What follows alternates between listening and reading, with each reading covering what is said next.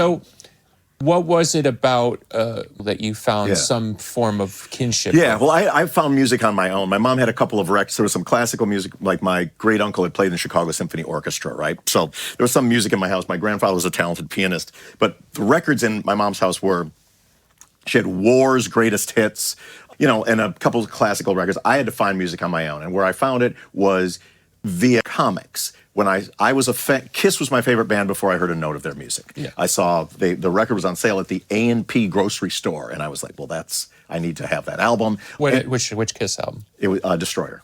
Destroyer, right. I mean, good place to start. A fine entry drug. Yeah, right. A fine entry drug. And so that was the music that I first was, you know, imprinted with. And then, you know, every magazine that had Kiss on the cover had other bands inside. They were Led Zeppelin, they were Aerosmith, they were Ted Nugent, later Maiden and Priest. And so there were no older brothers influencing me. Like, I was on a solo musical exploration that was through the... And back then it was really, if you heard stuff on the radio, it was one thing. But if you were in Iron Maiden, it was all word of mouth. That's right. 100% word of mouth, yeah. And through the like I read Hit Parader and Cream and Circus religiously and studied them and then saved up, you know, there was not a lot of force that, so I had to really think about what record I was going to get. So I would study these magazines, and then it looked like Aerosmith Rocks was going to be the next Target album. Okay. You know, and then did you ever do the record club thing? No, I never did. We made that mistake. You were like, this is awesome. 13 albums for one penny. And then 3 months later, our stepmother comes and goes,